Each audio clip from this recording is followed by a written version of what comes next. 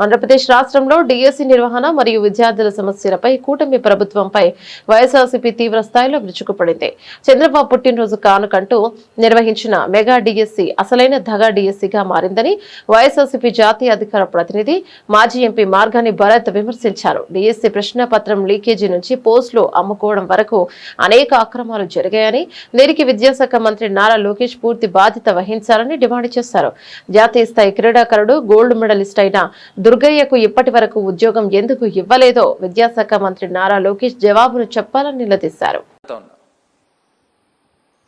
అంటే మీ తాలూకా వాళ్ళకి లేకపోతే మీరు ఉద్యోగాలు అమ్ముకోవడానికి గురించి ఈ రకమైన ప్రక్రియ జరిగిందే. మరి ప్రక్రియ జరిగినప్పుడు దీన్ని స్కామ్ అనకపోతే ఏమంటారు? తెలుగుదేశం సోషల్ మీడియా వాళ్ళు వీళ్ళు రకరకాలుగా పెడతా ఉన్నారు. దానికి నీట్ ఎగ్జామ్కి దీనికి సంబంధం ఏంటి? చాలా పారదర్శకంగా జరిగిందని. ఎక్కడ పారదర్శకంగా జరిగింది? అసలు కాంపిటేటివ్ ఎగ్జామ్ లేకోకుండా మీరు జీవో ఎందుకు ఇచ్చారు? జీవో నెంబర్ 74 ఏం చెప్తా ఉంది? 2012లో ఉన్న దాంట్లో మినిమం ఎంట్రన్స్ టెస్ట్ అనేది కామన్ ప్రాక్టీస్ ఎక్కడైనా కానీ.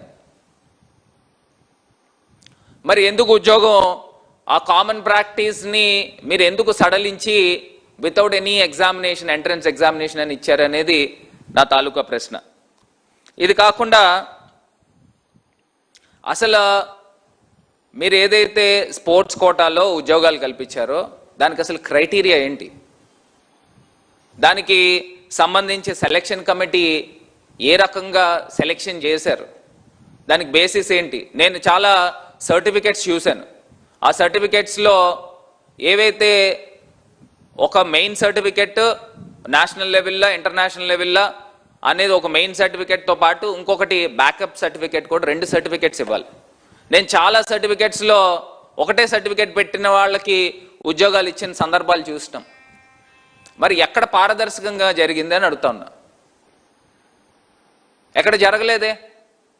నిజంగా ఎలిజిబుల్ అయిన స్పోర్ట్స్ పర్సన్స్కి ఉద్యోగాలు అప్లై చేసుకున్న వాళ్ళకి అన్యాయం జరిగిందా లేదా అనేది ఇవాళ మా తాలూకా సూటి ప్రశ్న అడుగుతా ఉన్నాం. బాధితులు ఎవరైతే ఉన్నారో వాళ్ళందరూ కూడా ఒక కాక్రోచెస్గా ప్రశ్నించాలి. చంద్రబాబు నాయుడు గారు ఉండవల్లి నివాసాన్ని ముట్టడి చేయాలి. ఎందుకంటే అన్యాయం జరిగింది. ఎవరికి అన్యాయం జరిగిందండి? ఆంధ్రప్రదేశ్లో ఉన్న యువతకు అన్యాయం జరిగింది. మరి ఖచ్చితంగా వైఎస్ఆర్ కాంగ్రెస్ పార్టీతో కలిసి పోరాటానికి సిద్ధం కండి. అక్కడ ధర్మేందర్ ప్రధాన్ ఏ రకంగా అయితే రాజీనామా చేశాడో అకౌంటబిలిటీకి, ఇక్కడ ఆంధ్రప్రదేశ్లో కూడా విద్యాశాఖ మంత్రి అందరు మంత్రులకి ప్రధానమైన వాడు నారా లోకేష్ కూడా బాధ్యత వహించాలి. బాధ్యత వహించి ఖచ్చితంగా రాజీనామా చేయాలి. ఇన్ని అవకతవకలు